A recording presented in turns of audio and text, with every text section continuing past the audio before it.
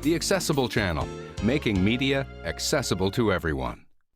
I'm Christy Cassie for Accessible Media in downtown Vancouver.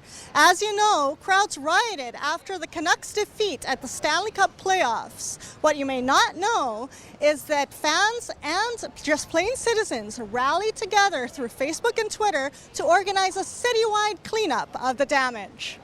Passers-by and Vancouver's Mayor Gregor Robertson joined the proactive cleanup crews to sign up their support and affection for the real Vancouver, not the city portrayed on TV during the riots. One of the places hardest hit during the riots was Vancouver's downtown Bay location. Windows along Granville were either broken or cracked, and by the morning, it was all covered with plywood. What happened next is this. An Asian girl draws a heart under the words, "Vancouver is where my heart is."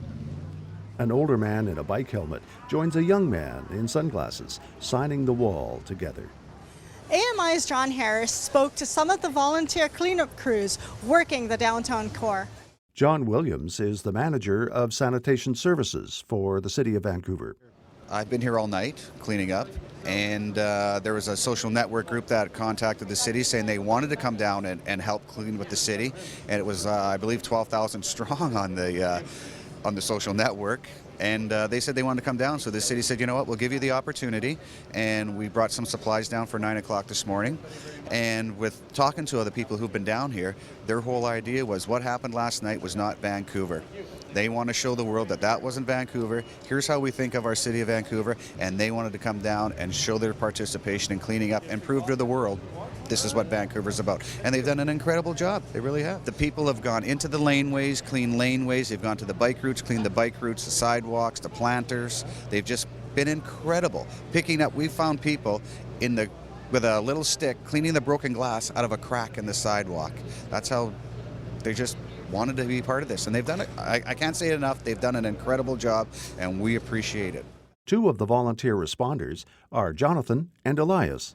I think the game itself, it disappointed me, but then the riot itself, it just sent me like over the edge. I couldn't believe that all these people would actually go so far as to burn these cars and like break in the windows. It's disgraceful. I think it was the mayor who said, it's just shameful and disgraceful, and it's exactly right.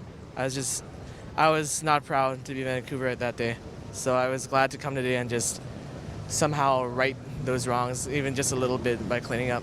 So yeah, it's just poor sportsmanship, you know. In the end, like people it's like a game lost, right? Like it didn't need to turn into what it turned into yesterday.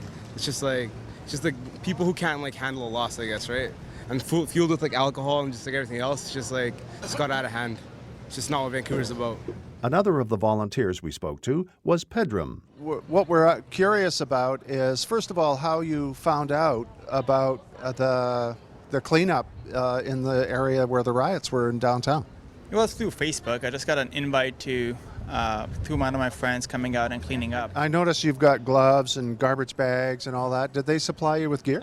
No, I had these supplies. I just got it, picked it up, and came here as soon as I could. Well, we're doing our part, right? I love Vancouver way too much not to just sit home and not do anything, so that's the least I can do. Reporter Christy Cassie writes her message. Thanks, Canucks, on a plywood-covered window. Everyone wishes that the riots hadn't happened. Let this outpouring of civic pride be what you remember. I'm Christy Cassie for Accessible Media in downtown Vancouver. The Accessible Channel, making media accessible to everyone.